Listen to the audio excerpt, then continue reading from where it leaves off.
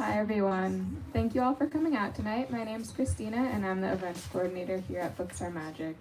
Before we get started, I wanted to point out some logistics for how tonight's gonna go. We'll be doing a hand-raised audience Q&A towards the end of the event, so start thinking of questions to ask now. After the talk tonight, Rita will be signing and personalizing books at the desk near where you checked in. We'll also have additional books available to purchase from my colleague at the register. If you're joining us virtually on the live stream, we'd love to encourage you to buy a copy of Deep as the Sky, Red as the Sea online using the link in the live stream description. It's a pleasure to introduce you all tonight to Deep as the Sky, Red as the Sea, a dazzling historical novel about a legendary Chinese pirate queen, her fight to save her fleet from the forces allied against them, and the dangerous price of power. A book of salt and grit, blood and sweat, Deep as the Sky, Red as the Sea is an unmissable portrait of a woman who leads with the courage and ruthlessness of our darkest and our most beloved heroes. Rita Chang-Eppig received her MFA in fiction from NYU. Her stories have appeared in the Best American Short Stories 2021, McSweeney's, Conjunctions, Clark's World, The Rumpus, Virginia Quarterly Review, and elsewhere. She's received numerous fellowships, including the Vermont Studio Center, the Writers' Grotto, the Bread Loaf Writers Conference, and the Martha Hughesley Cox Center for Steinbeck Studies at San Jose State University. Rita will be joined in conversation tonight by Anna North. Anna North is the author of 3 novels, Outlawed, America Pacifica, and The Life and Death of Sophie Stark, which received a Lambda Literary Award in 2016. A graduate of the Iowa Writers Workshop, she's been a writer and editor at Jezebel, BuzzFeed, Salon, and the New York Times, and is now a senior correspondent at Vox covering American work and family life. She grew up in Los Angeles and lives in Brooklyn. Let's all give a very warm welcome to Rita and Anna.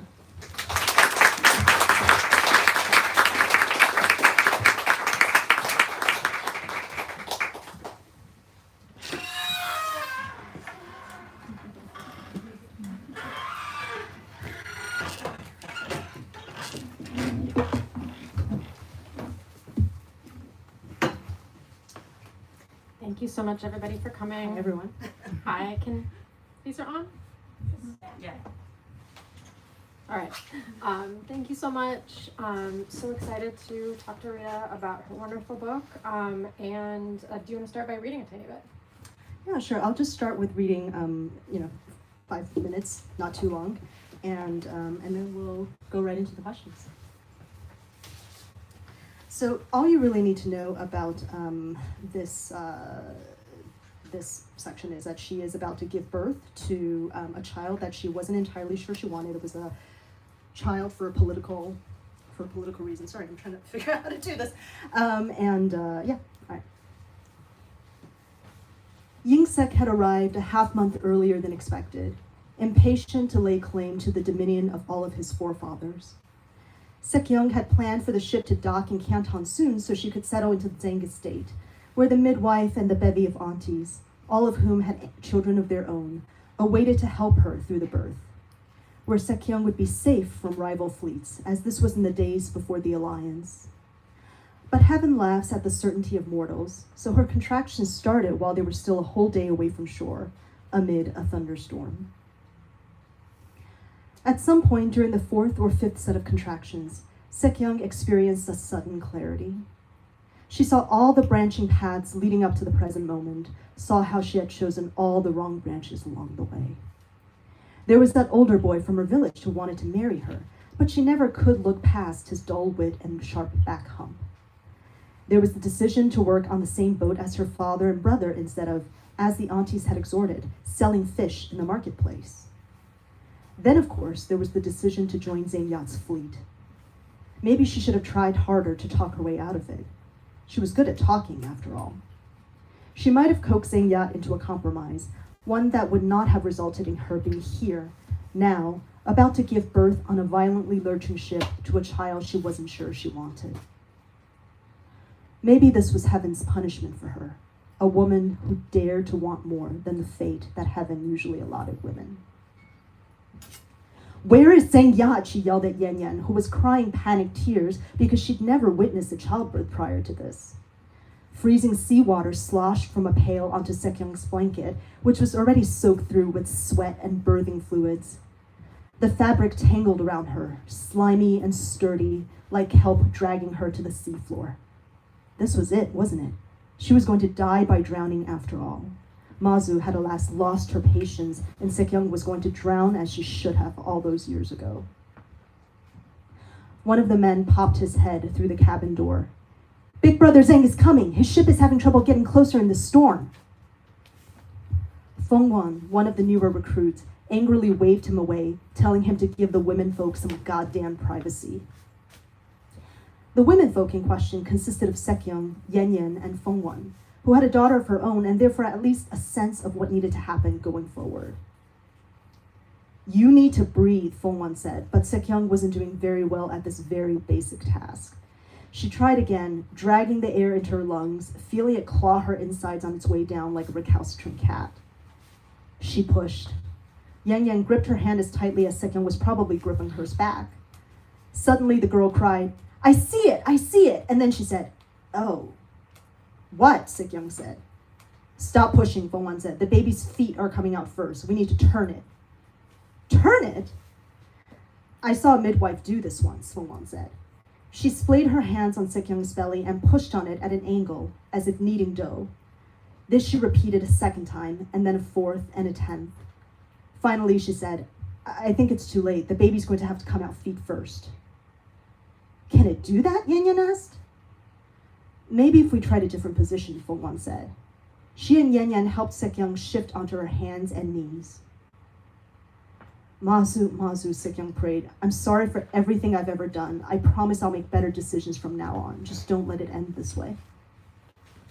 "The legs are out," Feng Wan said. "You're almost there." Feng Wan and Yan shouted the name of each newly visible body part with an enthusiasm Sekyung would have found comical had she not been in so much pain. At last, she felt the child shrug free of her as if she were a coat that he no longer needed. She collapsed onto her elbows, the side of her face scraped against wood. Hands turned her so that she was once more lying on her back. Feng Wan placed the baby in her arms. A boy, just as both the fortune teller and the midwife had predicted. She gazed at his vaguely pointy head, his wrinkled brow, and his tiny folded limbs, and overcome by a feeling of love, or was it revulsion, she picked up the knife at her bedside, unsheathed it, and cut herself free of him. Okay, that's up there.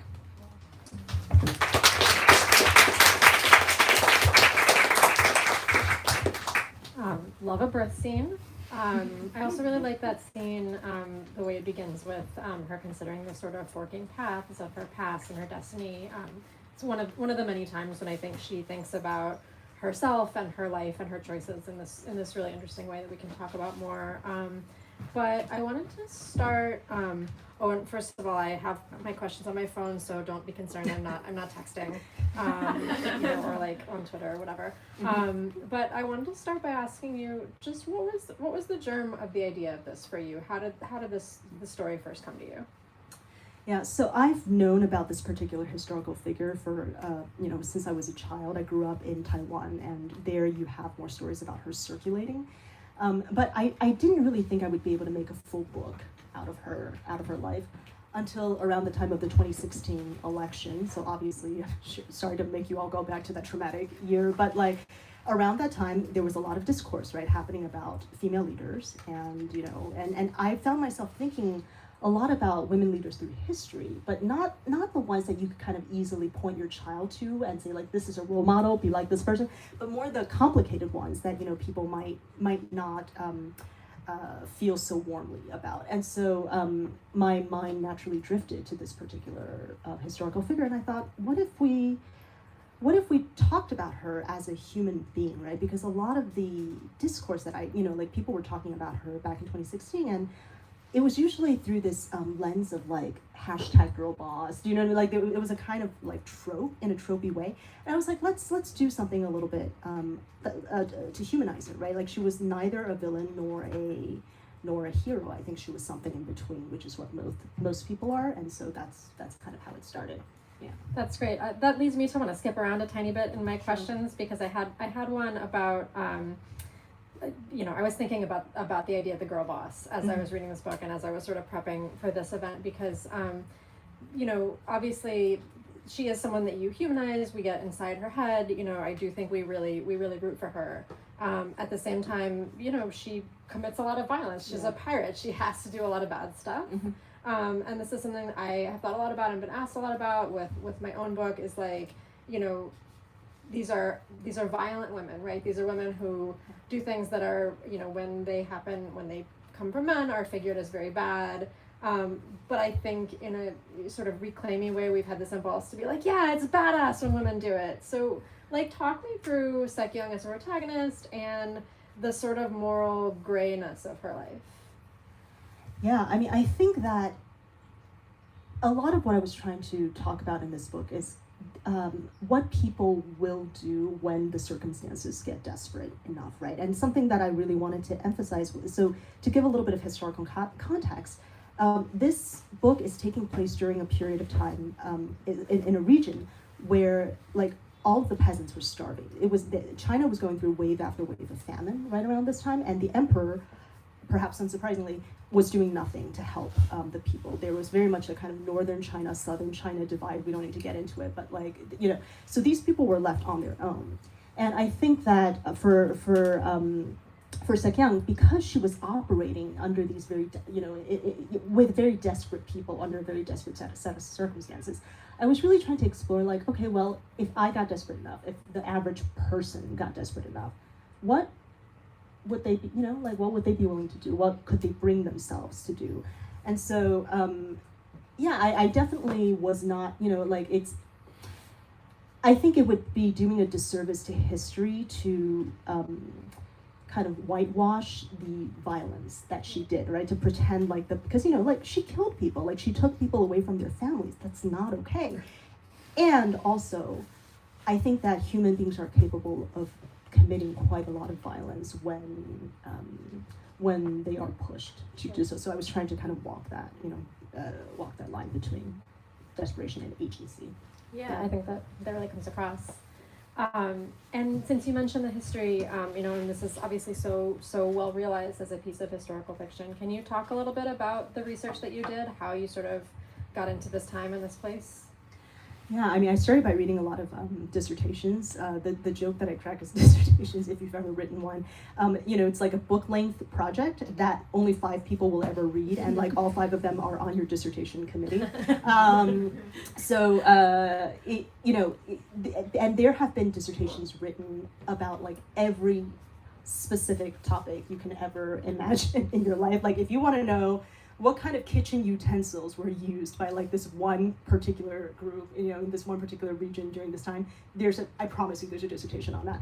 And so I started by just doing a really deep archival kind of dive into like dissertations. I also found some really cool historical documents. Sorry, this is all very geeky, but historical document about written from an Englishman to the English government, trying to get the English government to send him more ships to protect the merchant ships in China, because basically he was like our ships are getting robbed, blind by these pirates. So I started with a lot of reading, and that helped me contextualize the sort of social political circumstances that were happening at the time. And then I got to do the fun stuff. So I travel back to Taiwan, which, because it's so close to China, because it's only separated by that little strait, a lot of like the maritime culture in China is still like was kept alive in Taiwan. And so like there you have like life-size replica junk ships that you can climb onto, and kind of like how big are these masts, and they have like library archives with information about how these ships were constructed and important naval figures. And so and they also had these temples. So, we already mentioned Mazu, the sea goddess, but like Mazu worship is still very much an active part of Taiwanese culture.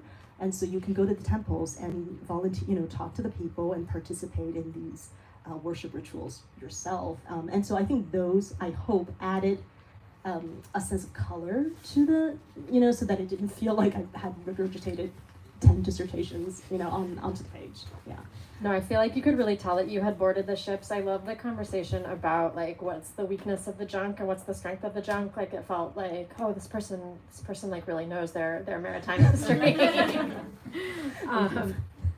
Something I didn't know actually until I was prepping to have this conversation with you is how much Sekyung has sort of become even more a part of global pop culture in the last like maybe decade or so. Yeah. So I didn't realize that she's in Pirates of the Caribbean, and Doctor Who. Yeah, apparently that episode was like last year. Did anybody watch? I actually haven't watched it yet. I'm a big like Doctor Who fan, but I'm sort of like behind on my Doctor Who. Yeah, I've me not too. seen it. Now I kind of want to go back. Mm. But like, how much of that have you watched? Like, how much of that did you have to remove yourself from while you were writing the book? Like, what's your engagement like with the, the contemporary like quasi canon of Sekyung? So first of all, I was in college when the Pirates of the Caribbean movies came out, so unfortunately I already watched all of them. Like I'm not proud of it, but I watched all of those movies. But no, like when I heard that the Doctor Who episode had come out, I think we were still, Grace and I, my editor and I, were still working on revisions at the time, and so I deliberately stayed away from that episode because I was afraid, like you don't know what you're gonna absorb like through osmosis. So I just stayed away from that episode, and I just apparently never remembered to catch up. I'll watch it again. So yeah, like I did my best to stay away from the modern interpretations of her, but some were just kind of. But to be fair, like the Pirates of the Caribbean depiction of her was incredibly racist. Does anybody remember the particular depiction? So it was like this, like, first of all, she had like one line in the entire, right? Like they reduced her down to like a single line, and they put all this like really kind of like clownish makeup on her, and so she was very much a trope as opposed to a well-rounded character. So I didn't feel like I had a lot of canon kind of information to go up against. Yeah. That makes sense. I also practice avoidance when I'm working on a book, so I, like you, would certainly have avoided the Doctor Who episode. But now you can see, you can see what it's like. Yes. Yeah, I'm curious. Let's talk a little bit. Let's talk a little bit about the opening of the book. I really love. Can you actually just read like the first paragraph, because I just love the way it begins, and I want to talk about sort of craft for one tiny second. Just the opening paragraph? Exactly. The moment Sekyung saw the enemy's cutlass carved through her husband, she learned two important things about herself. First, she loved Xingya more than she'd ever thought she would be able to, without much consideration of her wishes, stolen her away to the sea. Second, she would not mourn him. Yeah, it's just such a like wonderful opening, and like draws you right in. I'm curious if you're someone who writes in order, if that opening came to you early, like how you structured your writing and how you get into the story.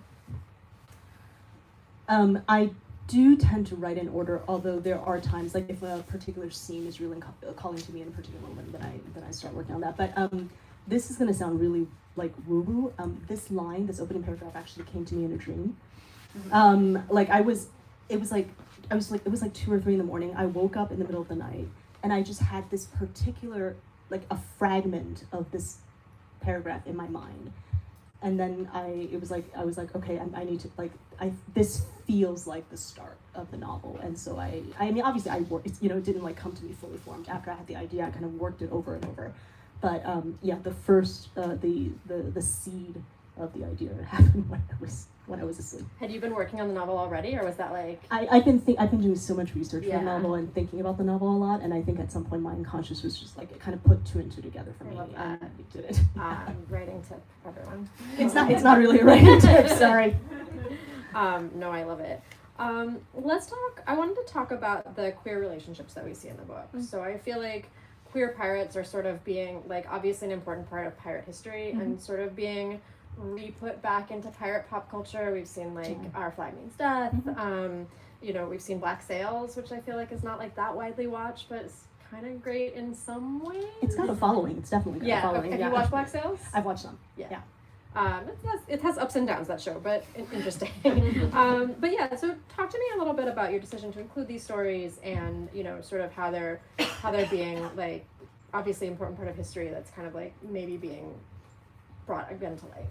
Yeah, I mean, I think the way that you're framing it is exactly right. It's not that like people sometimes, especially people on the right, will try to claim that like we're injecting queerness into, but the fact is, like, queer folks, we've been around since the beginning of time, and especially in a setting like a pirate fleet, where generally speaking, pirate fleets, not just in Asia but in many parts of like Europe, pirate fleets were actually pretty meritocratic in the sense that if you could do your job, do you know what I mean? Like if you could help the fleet out, you were welcomed on board, right? It's not like this is how a lot of like women, a lot of like folks from like other nationalities, how they were able to gain positions of power, because the idea was as long as you could prove your worth, you could belong. And so there's a long history of folks who, for one reason or another, because they couldn't fit in on land, they ran away to join the pirate fleet. So like one particular character, so I have a lot of queer characters in this book because again, I think this reflects history, but also like I have a character who's Muslim, who and during Qing Dynasty at the time, there was there was a lot of suspicion. I mean, even today too in China, there's a lot of suspicion around Muslim individuals, because the idea is that like, oh, like we don't want them to gather, we don't want them to have weapons, we don't know if they're dangerous. And so like if you have a place where you can practice your religion freely, where you can love freely, like wouldn't you know what I mean? Like Right. some people would definitely consider running away Right. in order to have those things. So I think of it as just we're telling the aspects of history that actually happened. Right. Something that's been interesting to me as I learn more about pirates, which has become a tiny side interest of mine, maybe because of Outlaws, and also because my husband is a history teacher and sometimes teaches about pirates, is how much of like the contemporary American idea of pirates just comes from Treasure Island and not from reality. Yeah. So this sort of very like, I guess, whitewash, but also just like kind of ridiculous, like Right. saying Yeah. thing, that like is fun in its way, but sort of elides like, as you say, the enormous diversity of like pirate crews, and also like the way they were this place for people who might have been marginal in other instances. That was something that I really really loved and enjoyed about the book, and that was super cool. I also want to talk a little bit about just bodies. So this is a very embodied book. We have pregnancy, we have infancy, illness, death, sometimes like really graphic death. Can you talk about like how you thought about bodies operating in this book, and how you think about this as sort of an embodied story? Yeah, that's a great question. And actually, I think the first time I've been asked that question on the tour, so thank you. So I remember in one of the earlier drafts, I workshopped this story or a section of this novel with Tiffany Yannick, and she was saying she read it. She was like, I really love the history, I really love the details, but your characters, your Sekyung is not embodied enough. Like this is a woman, like she basically, Tiffany didn't believe that Sekyung would be able to stay alive this long if she weren't more actively aware of her own, you know what I mean? Like if she weren't more embodied, then how would she win a sword fight? How would she survive, childbirth, all of these things.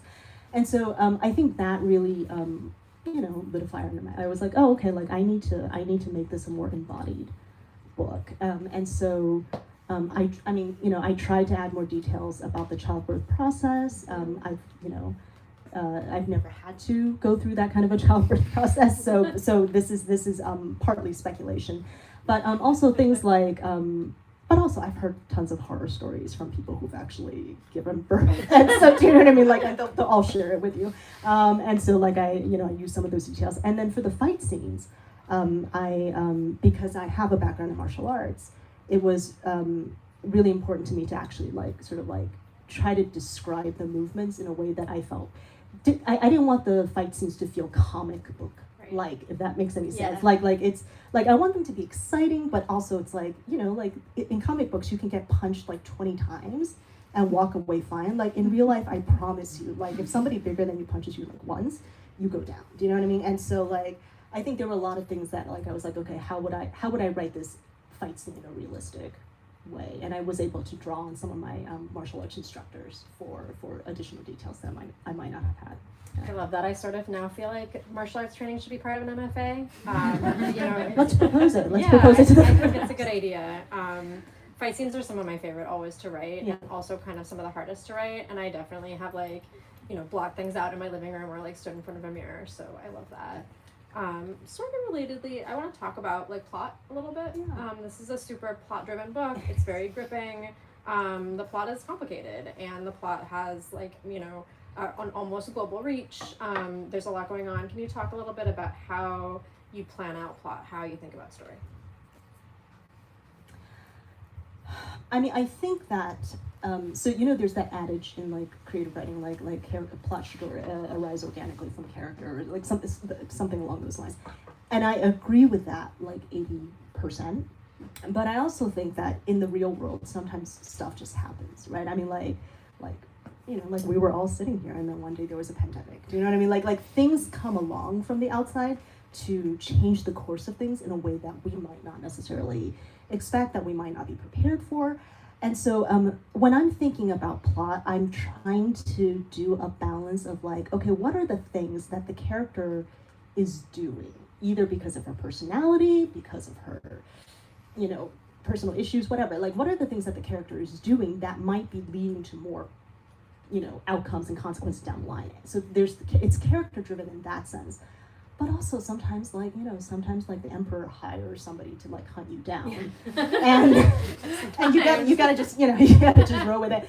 And so I was trying to so like I would say like I was trying to balance the character driven aspects of the plot with just and again I a lot of these things I didn't even have to make up. It was such a complicated time in Chinese history.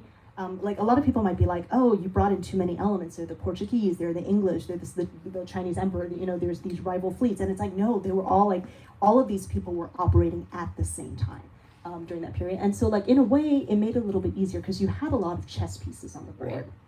And you kind of just figure out, okay, like how are these pieces interacting with one another to move the plot forward? Totally.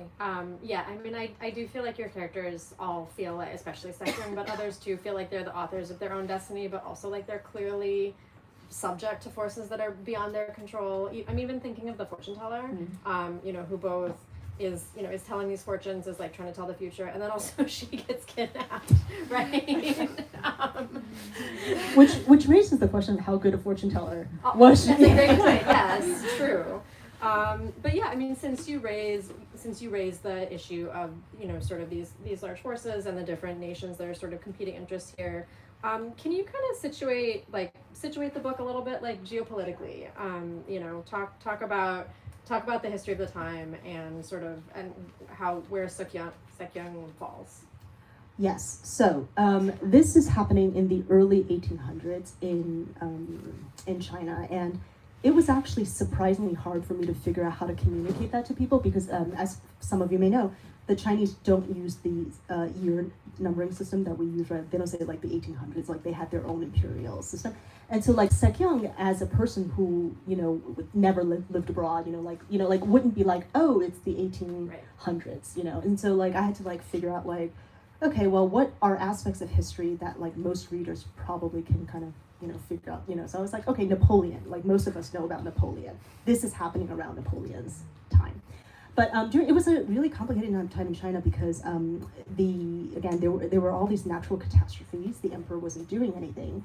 And all of these rebellions started springing up all over the country. There's a famous thing called the White Lotus. Again, I won't get too into the weeds, but there was this famous rebellion called the White Lotus Rebellion, where basically a bunch of people rebelled against the government, and the government came in and, speaking of cruelty, right, and sort of like what these people had to do to survive, the government didn't try to figure out who was a rebel and who wasn't. The government just said, well, we're going to kill all of you because we think that there are rebels hiding amongst you. So like we're just gonna take everybody out, right? So this was just kind of like a time where everybody was behaving really terribly. So a lot of the success of Sekyung's fleet came out of the fact that people were hungry and people were angry with the government. And at the same time, this was around the time where the European powers European traders were getting really impatient with China because China, sorry again, this is maybe too in the weeds, but there was the Europeans wanted China's silk and tea and all of these things, and China, because it was pretty self-sufficient at the time, didn't want to trade anything with they didn't want any of the things that the Europeans had. They only wanted the European silver. And so the Europeans were like, well, we need to find a way to balance the scales so that like we have to keep paying you all this money for the stuff that we want.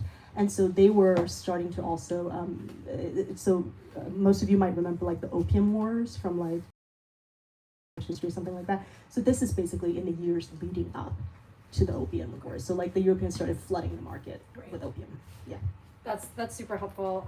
I have this problem where I can never put the numbers of the centuries together with like the 17th century and the 1800s is just like I can't do it. Like I'm 40 years old, I have a master's degree, I'll never be able to do it. So if it makes you feel any better, my gut impulse is always to think that the 18th century refers to the 1800s. Yeah, but it doesn't. And it's not. It's the 1700s. It's very complicated. So it's not just you. Okay. So related to having a poor concept of time, my 5-year-old son has a question that he really wants me to ask you. Go for it. He judges the book by its cover, and he's been really obsessed with the cover of this book and also the title. So he really wants to know why it's called Deep as the Sky, Red as the Sea. He has a hypothesis, but I'll save it until after. Okay, can I just quickly, do you mind? Okay. We have the cover designer here. It's so beautiful. Yeah. I love it so much.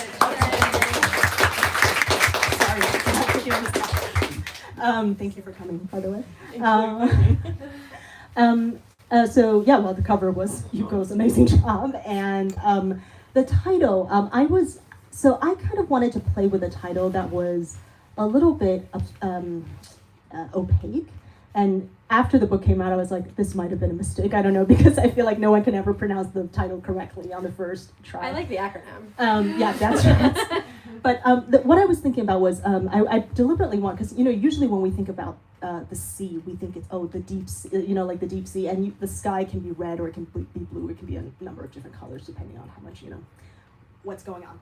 But I deliberately wanted to swap those two things a little bit because I wanted to create a sense of I don't know what the word I'm looking for is, I didn't want things to be clear cut because I didn't want this to be a clear cut novel. I didn't want the character to be an easy villain or an easy hero.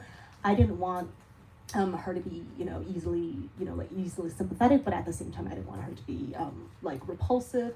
And also with so many of the events in the book, it's kind of hard to kind of pin them down to one thing, if that makes any sense what I'm trying to say. So I was like, I'm gonna go with a kind of opaque title that people have to kind of read a couple of times. And yeah, whether that was a good decision or not, I don't know, but that's the title that we ended up with. So yeah. I love the title. My son was like, is it called Red as the Sea because there's blood in the sea? Which yeah, kind of. And also the name of the fleet is the Red Banner fleet. And so I was like, okay, I think Red as the Sea also makes there's a kind of nice visual image that goes with that. I was about to get into the whole wine dark sea stuff and autobiography of Red territory, and then I didn't go there. But I think it's time to ask you folks for your questions. So we would love to hear from you, and I will repeat your questions into the mic for the YouTube crowd. Hi. Hi.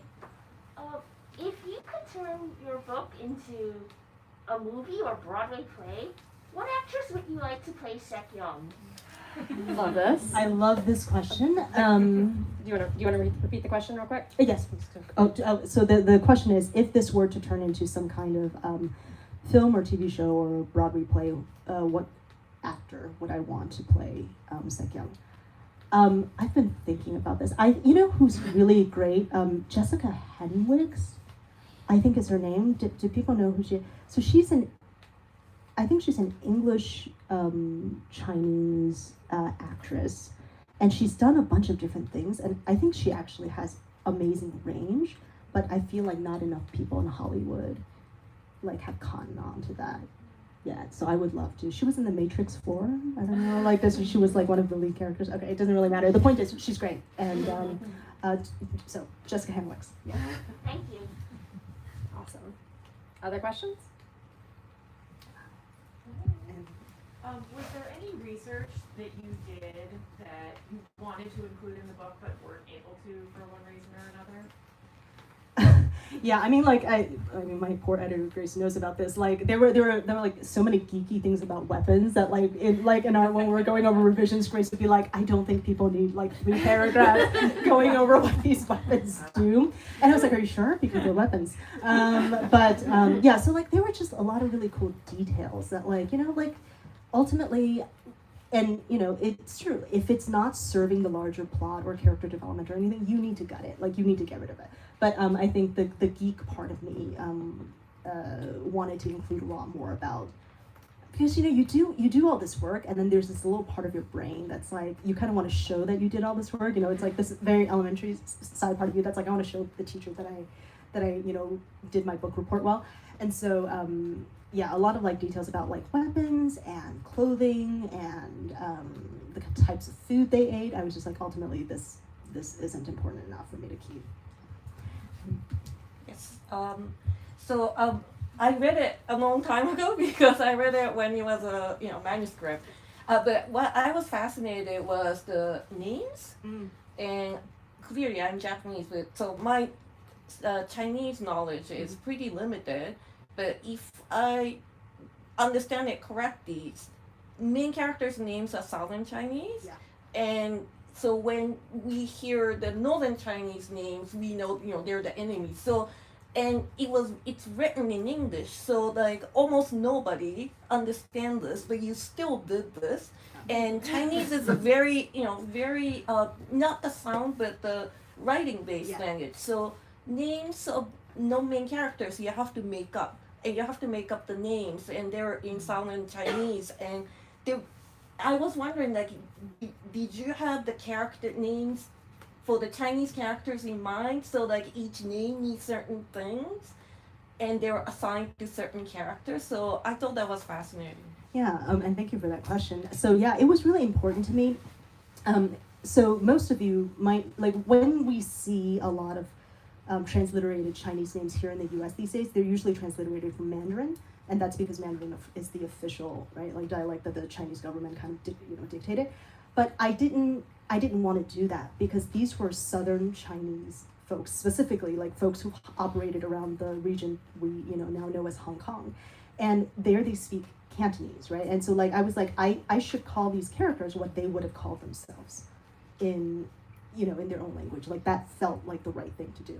And so so with the characters whose names we know, right? Like we know Sekyung's name, we know Cheng-Po's name. It was basically just doing the Cantonese transliteration of those names. And then as for the original characters, the same way, and it's true, most people probably don't know why I named them the way I did, but like in my head it's like Sekyung's one of her best friends, Wo Yue, like I basically, like, because I was trying to depict her as a kind of personality, like she has a kind of antithetical personality to Sekyung, like she's a much calmer, like calmer, peaceful person. I basically took Sekyung's name and I kind of so the characters for Sekyung's name are literally rock, the first Sek means rock, and Young means sun. And so basically I was like, okay, a rock is a very hard thing, and that actually feels very fitting for her. Again, it's not even a name I made up, it's like what her recorded name is. So I was like, okay, so what's something soft? And I was like, oh, let me go with something like a river or like something like water, like where Sekyung is hard, Wo Yue is somebody who bends, who kind of like adapts, And so like I was thinking about things like that as I was making up the original characters' names. In the back. My question is more about writing process, and specifically, how do you balance, the kind of breakthrough writing and the more like daily coming back to the work? So I'm sorry, I should have repeated the question. So it's how do I balance the the initial breakthrough? You're saying with the like there's a daily or like a regular writing practice, and then there are like breakthrough moments where you were like, oh, I can write enough, right? Or maybe that's not how it was for you, but. Well, I mean, I think that's pretty so ultimately, what I decided to do a number of years ago is basically I decided to treat writing as like a day job, right? Because other people have to work their 9 to 5 hours, and I figure, well, I should work a certain number of hours each day as my day job as well. And so I have a whole ritual. I still do this ritual where I light a candle, or I set the mood in a certain way, and then I lock myself in my study for a few hours, while I work on the manuscript. So that's just the daily grind, and there's nothing that can replace the daily grind. You know what I mean? Like, ultimately, if you don't sit down day after day for a certain period of time, that novel's not gonna happen. But then you're right, there are gonna be those moments when you go oh, I just figured out how this scene is gonna go, or and then those moments, it might not be my allotted writing time, but I'll go to my laptop anyway, and I'll just kind of bang out a few paragraphs. And but yeah, it's always gonna be a combination of moments of inspiration and just all right, well, it's noon, I need to sit down from now until 5 o'clock. So yeah.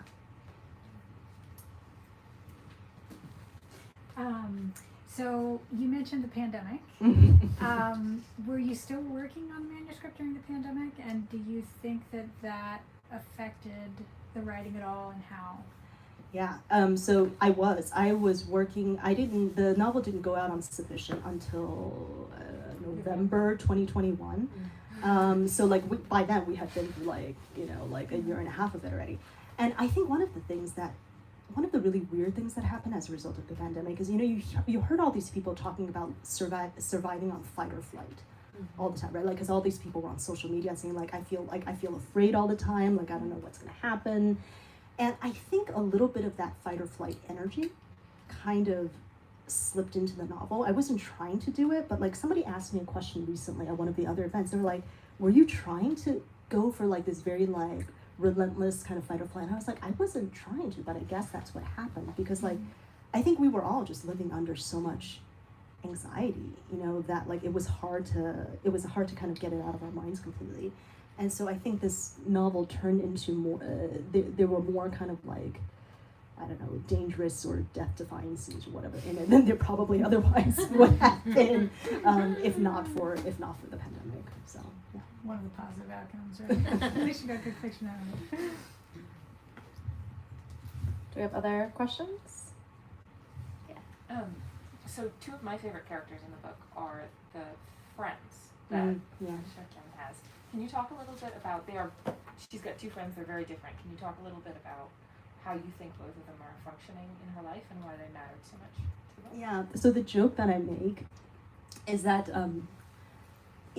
let's say that you just got really brutally dumped by somebody that you were dating, right? Wo Yue is the friend who sits you down, makes you a cup of chamomile tea, and talks you through your feelings with you. Yan Yan is the friend who immediately grabs her keys, grabs a fistful of stink bombs that she has in her drawer for some reason, and says, "We're gonna go key his car right now." Do you know what I mean? They're just different types of friends. I think Wo Yue is she's a very soft, grounding presence, and Yan Yan is more of I don't know, instigator slash reinforcer. I don't know what the word I'm looking for is, but somebody who is very supportive of Sekyung, but in a way that might not necessarily be best for Sekyung. But we need both those friends, right? We need the person who's going to comfort us, and then we need the person who's going to get revenge with us. I don't know. That's what I think. But then Yan Yan also takes care of the baby. But yeah, she also has a very soft side when it comes to children and her partnership. So this is particularly for the geek part of your brain. I was wondering for some book, what's your favorite book recommendations on that geek side? I mean, I was lucky enough. I was lucky enough to read Samantha Shannon's recent, the follow up to Priory of the Orange Tree, and so Day Follow Night is it's just it's a fun epic fantasy. There are dragons, but also there are these women warriors who so that's a book that appeals to a very geeky part of my brain. Another book that I've been talking about a lot is, I think it's coming out in a couple of weeks. I don't think it's out yet, but he's a Sri Lankan writer who writes in English, and it's the Saint of Bright Doors. Sorry, and his name is Vajra Chandra Sekara. I might be mispronouncing that, but it's this really kind of trippy science fiction fantasy novel about a city where these bright doors appear all of a sudden, and nobody knows what these bright doors are, or what they do, or what they're for. So that's a really fun kind of science fiction fantasy recommendation that I come here. Yeah.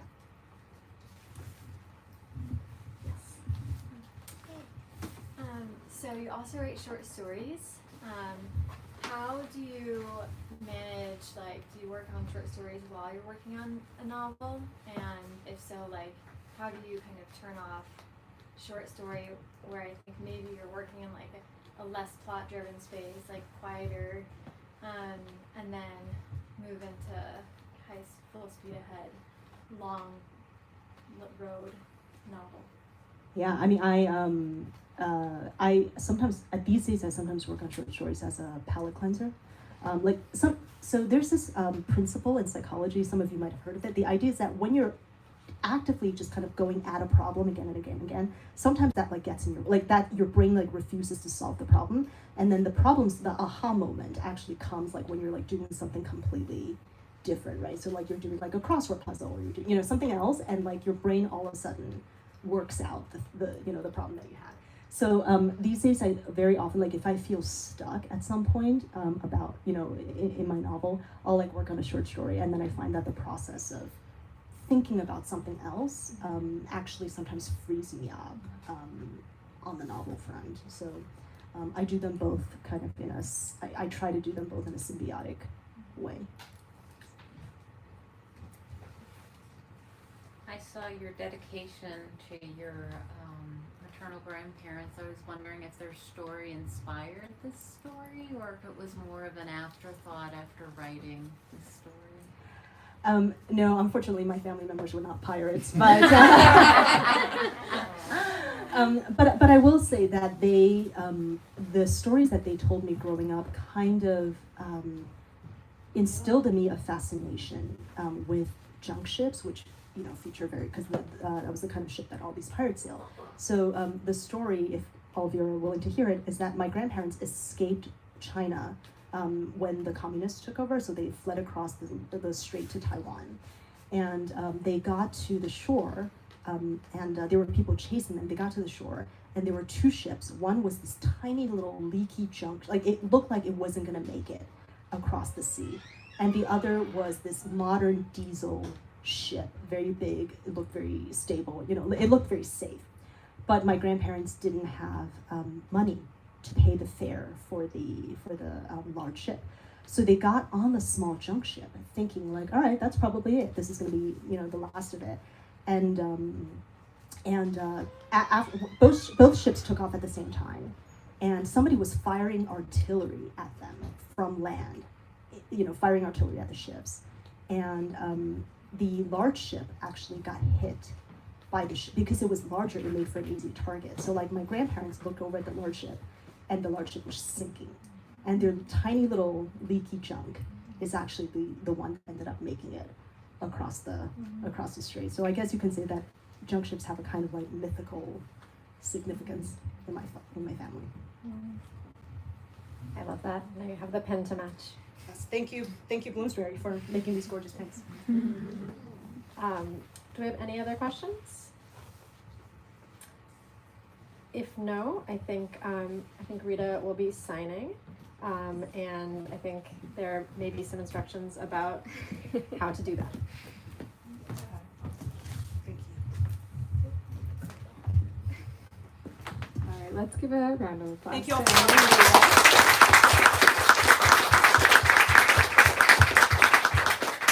Those were some particularly good audience questions. They were really good. I'm impressed.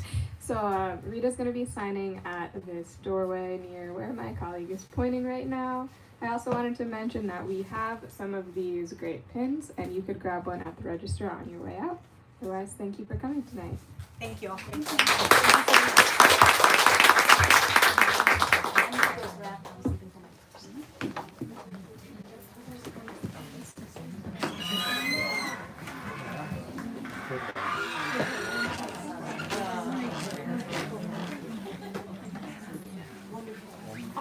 I love this book. So glad